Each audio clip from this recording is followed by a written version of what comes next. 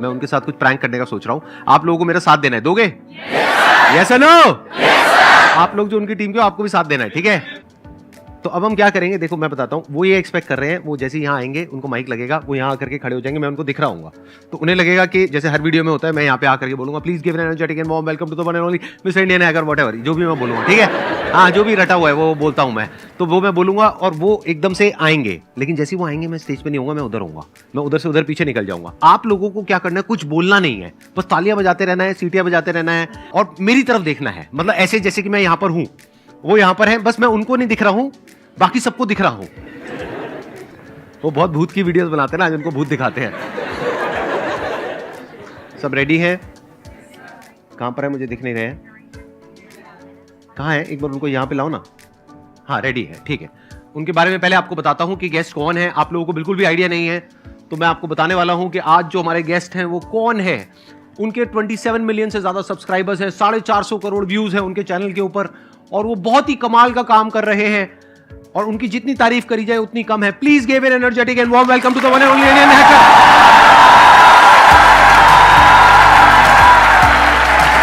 अरे सर कहां गए?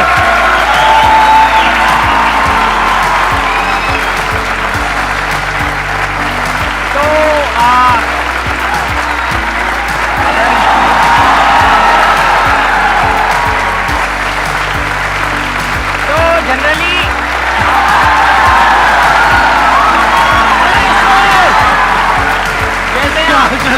बढ़िया। मैं आपको दिख नहीं रहा था यहाँ पर, यही तो था मैं, बाकी सबको दिख रहा था, नहीं दिख रहा था। यस और नो?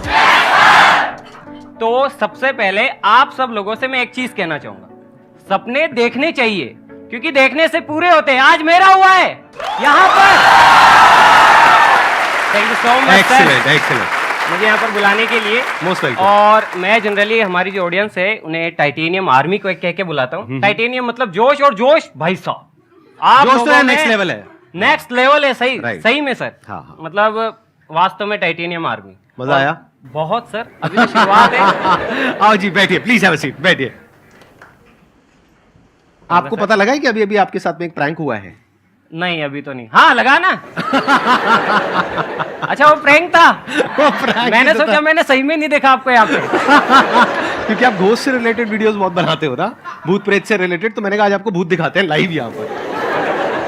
क्योंकि आपने मेरी वीडियोस में देखा होगा कि मैं नॉर्मली यहाँ पे होता हूँ। हाँ, वही चीज। मैंने कहा भैया कहाँ गए, मैं देख नहीं पा रहा हूँ। आना यही था या कहीं और जाना था? तो सर एक चीज मैं पर्सनली आपसे कहना चाहूंगा, प्लीज बोलिए कि आपने आज तक न जाने कितने लोगों की लाइफ बना दी है, आपको भी नहीं पता। उनमें से एक मैं भी हूँ। तो thank you so much sir. आज तक जितने भी आपने एक्सपेरिमेंट्स करे हैं, जो भी कुछ किया है, उसमें से कोई ऐसा इंसिडेंट जो आपको लगता है कि हाँ यार ये बड़ा खतरनाक एक चलिए मैं आपको छोटी सी स्टोरी सुनाता हूँ। प्लीज बताइए ना। मैं साइंस का स्टूडेंट हूँ, तो 12th के अंदर टीचर्स वगैरह बोलती थी, बोले ये होता है, ये रिएक्शंस होती है, ऐसे सारी चीजें काम करती है। बोले कि सोडियम को पानी में नहीं डालना चाहिए, व्हाइट फास्फोरस को पानी से बाहर नहीं निकालना चाहिए। मेरे समझ नहीं आता था। मैं गया एक दिन लैब के अंदर, सोडियम निकाला, पानी में नहीं डालना, डाल दिया पानी, और बूम। मैंने कहा यार मजा आ गया। अच्छा। मैंने कहा व्हाइट फास्फोरस को बाहर नहीं निकालना चाहिए, बाहर निकाला, आग लग गई लैब में। मैंने कहा मजा तो आ गया लेकिन सजा भी है। तो ऐसे ही क्या, मुझे हाथ लग गई लिक्विड नाइट्रोजन अपने काम पे, जहाँ पे मैं काम करता था, तो वहां पे मुझे लिक्विड नाइट्रोजन मिल गई गलती से। बोले इसको ग्राउंड पे नहीं फैलाना चाहिए। फैला दी, बादल बन गए। अच्छा, उसमें तो मजा आ गया। लेकिन फिर एक और था कि इसको पानी के अंदर मिक्स नहीं करना चाहिए, एकदम से इवेपरेट होती है। मैंने बोतल ली, थोड़ा सा पानी खाली किया, उसमें डाल दी लिक्विड नाइट्रोजन। जैसे ही बोतल को फ्लिप की, बोतल रॉकेट, मजा आ गया। लेकिन एक्साइटमेंट भी बढ़ गई। इस बार मैंने थोड़ी सी लिक्विड नाइट्रोजन ज्यादा डाल दी, और जैसे ही फ्लिप किया वो हाथ में फट गई। फिर मेरे को समझ में आया नहीं यार, सेफ्टी भी जरूरी है। हाँ। थोड़ा चीजों के बारे में पहले पढ़ लेना चाहिए, फिर करनी चाहिए। तो अब हम जो एक्सपेरिमेंट्स करते हैं, पहले हम रिसर्च करते हैं क्या क्या रिस्क हो सकती है, और फिर वो रिस्क हम दे देते हैं कैमरों को। वहां पे सिर्फ कैमरा हम लगा देते हैं, दूर से उन्हें ऑन कर देते हैं, से बाहर तो रिस्क है भी तो मैक्सिमम कैमरे के लेवल में। और आई थिंक ये इंडिया के सबसे बड़े चैनल है, ये जो इस तरह के एक्सपेरिमेंट्स होते हैं ना, साइंटिफिक एक्सपेरिमेंट्स कह लो या फिर पंगे कह लो, हिंदी में अगर कहना हो तो पंगे लेते रहते हो आप तरह तरह के। तो आई थिंक सबसे बड़ा इनका ये चैनल है। 27 मिलियन आपके सब्सक्राइबर्स हैं, और बहुत जल्दी 30 मिलियन हिट होने वाले हैं। मैं तो सोच रहा हूँ 50 कर देते हैं सर। कर दो। Let's give big hand for him. आप में से काफ़ी लोग ऐसे सोच रहे होंगे कि मैं यहाँ पे बैठा हूँ, लेकिन मैं ट्रूली स्पीकिंग, आप में से अगर कोई आप आगे आके यहाँ पे बैठेगा, वो जैसा फील करेगा, वो जितना नर्वस फील करेगा या फिर वो सोचेगा मैं क्या बोलूँगा क्या होऊंगा, तो सेम मैं भी वैसा ही फील कर रहा हूँ। सही बता रहा हूँ, मैं आपके साथ एक दिल की बात शेयर कर रहा हूँ। मैं आपसे ज़्यादा बड़ा नहीं, हो सकता है कि मुझसे भी काफ़ी ज़्यादा पढ़े लिखे लोग यहाँ पे हैं, मुझसे भी ज़्यादा एक्सपीरियंसड है, अलग अलग चीज़ों के अंदर हो सकता है।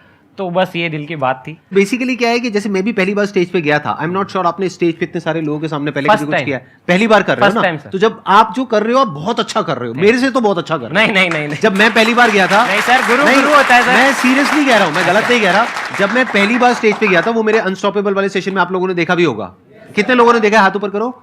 हाँ, बहुत लोगों ने देखा है। मैं स्टेज पे गया था, मेरे से बोला ही नहीं जा रहा था। अच्छा, मैं बिल्कुल फ्रीज हो गया था। मैंने कहा क्या बोलूं, मतलब बार बार मैं बोल रहा हूँ now I will speak in Hindi, ये बात भी इंग्लिश में बोल रहा हूँ। तो फिर यू नो व्हाट बार बार समझ रहे हो कि एक तरफ से इंग्लिश माइंड में घूम रही है, एक तरफ से हिंदी घूम रही है। फिर मैं फ्रीज हो गया था 2 मिनट के लिए, मैं कुछ बोल ही नहीं पाया। स्टेज पे खड़ा हूँ, सामने इतने सारे लोग खड़े हैं, फिर उनमें से किसी ने बोला come on sir you can do it. मैंने कहा हाँ करेंगे। तो आप तो बहुत अच्छा बोल रहे हो, बहुत अच्छा कर रहे हो। और एंड में अगर आप चाहो तो एक व्लॉग भी बना सकते हैं यहाँ पर स्टेज पर, है ना? मजा आएगा, ऑडियंस का पूरा एक्साइटमेंट आप सब देखोगे इनके व्लॉग में, राइट? सर मुझे बहुत कमेंट आते थे इस चीज के लिए। अच्छा, यहाँ पे आने के लिए बहुत ज्यादा सर। अच्छा, हाँ जी सर। तभी आपने हाँ बोला यहाँ पर? नहीं मतलब मैंने सोचा इसको शूट तो करना ही है, मौका मिला है तो डेफिनेटली करेंगे। अरे वाह, एक बार क्या से बात परमिशन है। लेंगे, अपने ऑडियंस के साथ में इस चीज को शेयर जरूर करेंगे। पूरा डन। जैसे ये सेशन खत्म होगा ना, एंड के 5 मिनट रह जाएंगे, मुझे बता देना अजय, हम फटाफट से इनका एक व्लॉग शूट करेंगे। उस व्लॉग में मैं भी आपकी ऑडियंस को बोल दूंगा, क्या बोलते हैं, टाइटेनियम आर्मी, टाइटेनियम आर्मी जिंदाबाद, व्हाटएवर, ऐसा कुछ करेंगे। हाँ। मजा आ रहा है आपको? नहीं आ रहा है? मजा आ रहा है ना? मैं क्या कह रहा हूँ सर, ये पहली बार है और सच में अभी मुझे वो जो डर वर था सब आपके साथ में आने के बाद खत्म हो गया। अभी मुझे इतना डर नहीं लगा। हाँ, बिल्कुल खुल के करो जो करना है। जी सर। क्या है कि आप ये समझ लो कि अगर कुछ मुंह से उल्टा पुल्टा निकल भी जाए ना, जैसे मुंह से बोलते बोलते होता है कई बार गाली निकल जाती है, तो वो हमारी एडिटिंग टीम में संभाल लेगी। सही बात है, कोई टेंशन नहीं, आप गालियां दो, आप यहाँ पे मारो, लोगों को पीटो, जो मर्जी करो, वो सब एडिट हो जाएगा, है ना? फोड़ दो जाकर के किसी का, अगर कोई क्वेश्चन पसंद नहीं आ रहा तो उसका माइक लेके उसी के सर पे मार दो, ये सब हम एडिट कर देंगे। फिर तो मुझे लिक्विड नाइट्रोजन लानी चाहिए।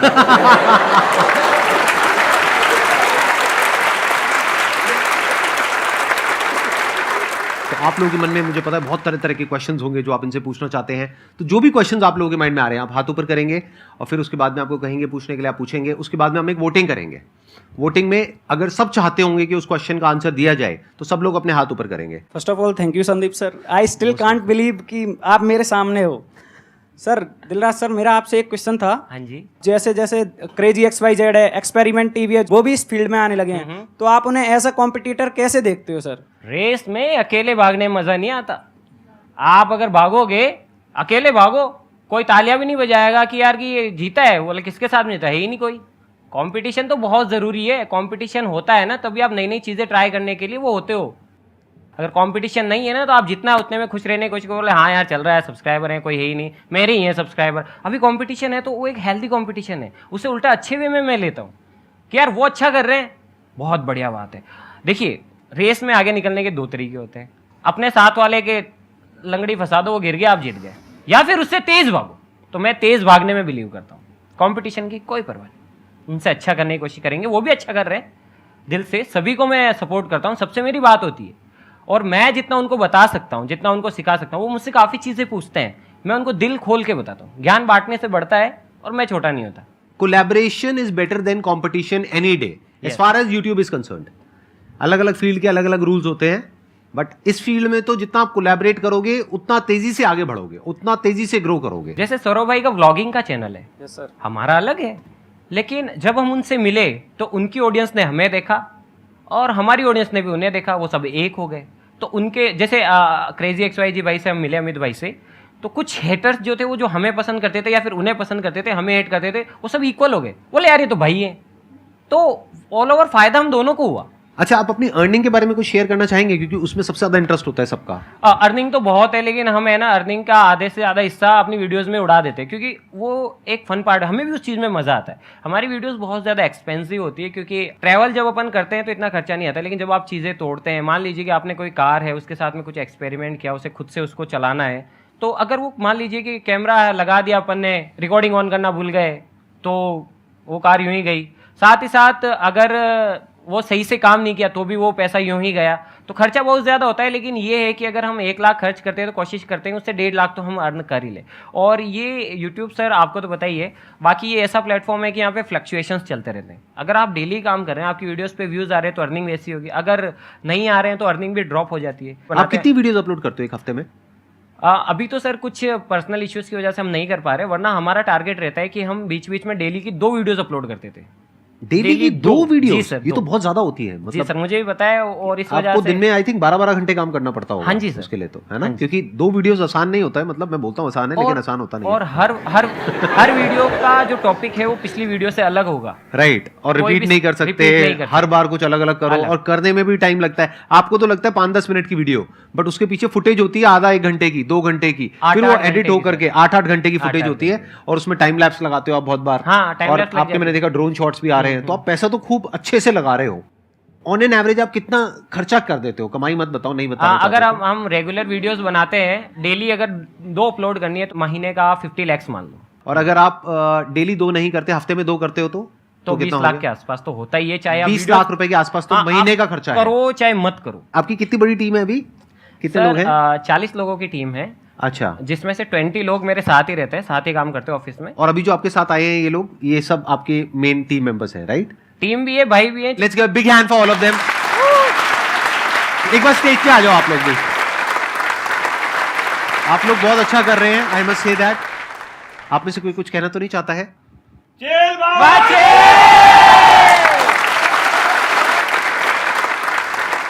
ये मैं समझा नहीं, मेरे को थोड़ा बताएंगे इसके बारे में, क्या बोल दिया आपने? 3 इडियट मूवी में बोलते हैं नॉल इज वेल, हाँ। तो हमारा है चिल बाबा चिल, चिल बाबा चिल। हाँ। अच्छा, ठीक है।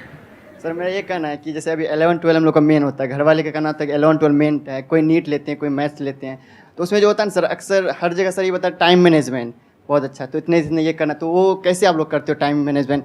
आप भी बोले बहुत सारे वीडियो डालते हो, आप सप्ताह में डाल देते हो 2 हर दिन, तो वो कैसे? आप भी बहुत ट्रैवल करते हो सर यहाँ वहाँ, तो टाइम मैनेजमेंट कैसे करते हो? आपको कैसे पता कि मैं ट्रैवल करता हूँ? देखता हूँ वीडियो आपका, देखा हूँ सर बहुत सारे। मेरी कौन सी वीडियो में मैं ट्रैवल करता हूँ? ट्रैवल मतलब जाते हो ना हर जगह? मैं तो यहाँ आता हूँ, यहाँ से चला जाता हूँ। नहीं तो मतलब होता है ना, टाइमिंग मैनेजमेंट कैसे करते हो? अच्छा ठीक है, आई गॉट इट। कितने चाहते हैं इस क्वेश्चन का आंसर दिया जाए? टाइम मैनेजमेंट बताइए, आप कुछ कहना चाहेंगे? देखिए, अगर आपका काम बड़ा है, अगर आपके पास अच्छी टीम है, टाइम मैनेजमेंट का आधा इशू तो वहीं सॉल्व हो जाता है। आप जो खुद नहीं कर सकते वो काम उनसे करवाओ जो उस काम में माहिर है। देखिए, एडिटिंग मुझे भी आती है अपनी वीडियोस की। अगर मैं सारी वीडियोस एडिट करूंगा तो मेरा टाइम ज़्यादा जाएगा, तो मैं उससे अच्छा उससे भी करवाऊंगा जिसको एडिटिंग आती है, जो एडिटिंग करने के लिए ही सीखी है, जिसके लिए बना है, तो मैं आधा काम तो उससे करवा लूँगा। अगर अपन स्मार्टली अपनी चीज़ों को मैनेज करते हैं, पूरा शेड्यूल बनाते हैं सारी चीज़ों का, तो काफ़ी ईजी हो जाता है टाइम मैनेजमेंट। 2 तरह के काम होते हैं, एक जो आपको करना पसंद है, एक जो करना पसंद नहीं है। जैसे ये जो कर रहे हैं इनको करना पसंद है।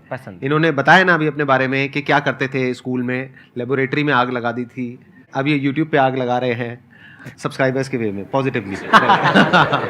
तो बेसिकली क्या होता है, 2 तरह के काम होते हैं, एक जो आपको करना पसंद है, एक जो करना पसंद नहीं है। जब करना पसंद होता है कोई काम आपको करना, तो वहां टाइम मैनेजमेंट की कभी प्रॉब्लम नहीं आती है। वहां उल्टी प्रॉब्लम आती है कि मैं अपने आप को रोकूं कैसे, क्योंकि रुकने का मन ही नहीं करता है।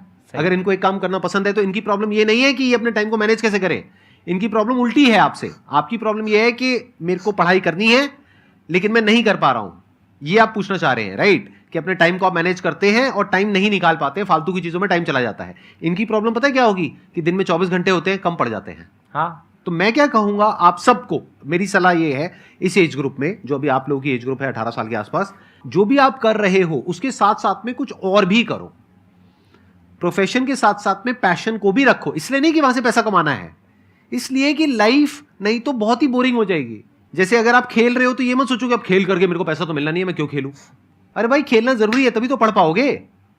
बट आप कहते हो मैं सब कुछ छोड़ करके सिर्फ पढ़ूंगा 24 घंटे, पढ़ाई में भी वो रिजल्ट नहीं आएगा। सब लोग समझ पा रहे हैं ना मैं क्या कह रहा हूं? कि पढ़ाई के साथ साथ कुछ ऐसा करना जरूरी है जो कि आपकी बॉडी को, आपके माइंड को बेटर करे। सर मेरा क्वेश्चन रिस्क को लेके, जैसे आपने भी कॉलेज ड्रॉप आउट किया था और आपने भी यूट्यूब स्टार्ट किया, तो मतलब ऐसे आप 2 बट 100 फेल्स भी होते हैं, तो रिस्क लेना कभी कभी लोग सोचते हैं ना ले, कभी सोचते हैं ले, तो इसको मतलब कॉन्ट्राडिक्ट होता है, तो इसको कैसे आप रिजॉल्व करोगे? बताइए जी। देखिए, मैंने पहला लैपटॉप लिया था, वो यूट्यूब के लिए नहीं लिया था, मैंने बिजनेस के लिए लिया था, बिजनेस फेल हो गया, लैपटॉप रखा हुआ था, फिर लैपटॉप से मैंने यूट्यूब पे एडिटिंग सीख ली, लैपटॉप भी काम आ गया। तो ऐसा तो नहीं है, फेल भी होते हैं, अपन रिस्क लेनी तो पड़ती है ना। लेकिन आप जिस एंट्रेंस की तैयारी कर रहे हो, क्या वहां पे रिस्क नहीं है?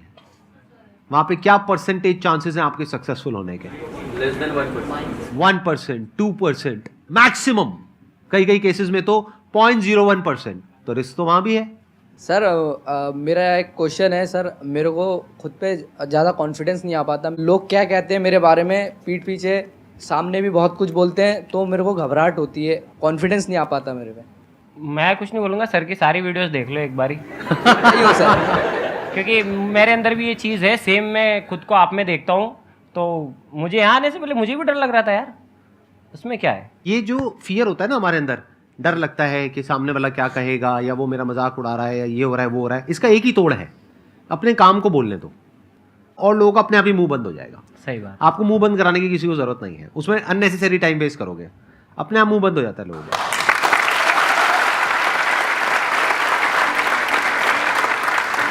Thank you so much for coming, and thank you all for coming here and taking out your time. It means a lot to me. Thank you so much.